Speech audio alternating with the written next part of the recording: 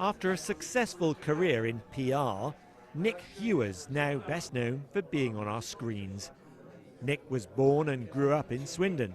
His grandfather was a vet, his father too, and he ran the practice from here, the family home.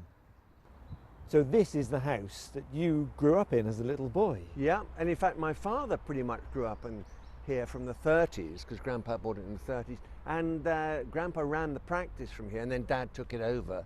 And eventually, of course, he retired and the practice moved off down to the west of Swindon. But I remember it was a rather gloomy house. It was actually a very happy house. Just up the road was the old cattle market. This statue marks the spot. And Nick's grandfather lived right next to it. Yeah, he bought this when he came back from the Great War, because the market was directly behind it. And why was that important? Because the market was the focal point of the agricultural community, and he established himself here. Look, there's the crest of the Royal College up there, and I think he practiced here until he bought the Grange in 1932 or something. But in those days, Grandpa's days, large animals only, really. And in Dad's day, it was large animals. Today, I think it's all changed. It has changed. The practice was taken over.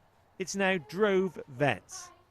Cassie is having an endoscope, just as a human would. Before she's had this, she'll have had blood tests, x-rays, probably an ultrasound as well. I think Dad would be amazed. My grandfather would be astounded. He would probably be horrified as to how much love and attention these little people get. It's remarkable. It's remarkable. It's great to think that a hospital like this, is in Swindon, that came out of Grandpa's practice just after the First World War.